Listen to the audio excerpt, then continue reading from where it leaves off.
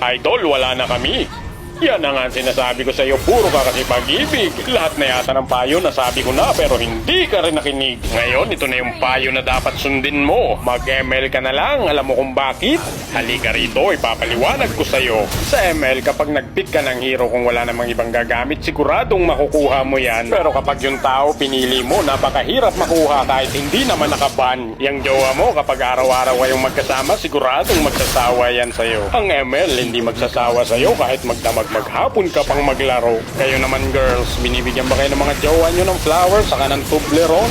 Ay, sa ML kahit talo ka, bibigyan ka ng chocolate ni Moonton. Yang jowa mo, lagi na lang galit sa'yo, ang bilis maubos ng pasensya. Nako sa ML, magbuo ka ng enchanted talisman, hindi ka mauubusan ng mana. Yang jowa mo, kapag may ibang lakad, hindi nagte-text, hindi nagchat-chat, hindi siya nagpapaalam sa'yo. Si Moonton, kapag may binabago sa laro, laging nag-update sa'yo. Kaya naman, mag-ML ka na lang, yan ang mapapayo ko sa'yo. Habulin mo na lang yung star kaysa habulin yung maling tao. Kapag may jowa ka, bata ka mag-overthink, lalong manghihina ka. Sa ML, magbata ka sa rank game, siguradong lalakas ka. Okay lang sa ML kahit paglaruan mo siya ng paglaruan. Kapag pinaglaruan mo sa ML, hindi ka niya paglalaruan. Pero kapag feelings ng jowa mo ang iyong pinaglaruan, baka paglaruan ka din niya, tapos sa huli, ikaw pa yung masasaktan. Sa ML, napakaraming hero na pwede mong pagpilian. Yung jowa mo na hindi nagbabago ng ugali, yan lang ang pwede mong pagtyagaan. Yung jowa mo, habang tumatagal, manlalamig na sa'yo. Sa ML, habang tumatagal, mag-iinit ka talaga, pati baterya ng cellphone mo. Kapag nag-aaway kayo ng jowa mo, kung ano-anong matututunan mong masasakit na salita. Sa ML, kapag may masasakit na salita, minumute niya kagad, hindi niya hayaang makita mo pa.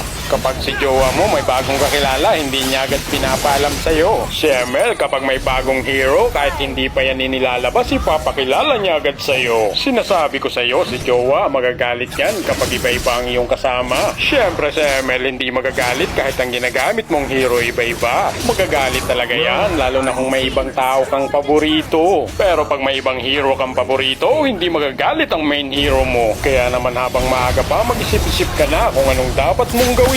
Mag-ML ka ba o magjojowa ka pa rin? Kapag naglokoy ang jowa mo, hindi ka makapagsumbong kahit sa nanay niya, ang hirap sabihin. Kapag naglokoy yung kakampi mo sa ML, report mo agad, intentional feeding. Kapag sinugatan niya yung puso mo, ang hirap pagalingin. Kapag sugatan ka sa ML, tawagin mo si Estes. Healing galing. Sinasabi ko naman sa'yo, tama ako. Pag nagkamali ka, malamang magbe-break kayo. Pero sa ML, kahit ilang beses kang magkamali, hindi makikipag-break sa'yo. Pero meron akong babala na hindi mo dapat ginagawa. Kapag nag-cheat ka sa kanya, tapos nag-cheat ka rin sa ML, aba, wala na akong magagawa. Diba? Napakasakit isipin, kailangan mo siya pero hindi ka na mahalaga sa kanya. Pero ang ML, hindi siya mahalaga pero kailangan mo siya. Victory, baby!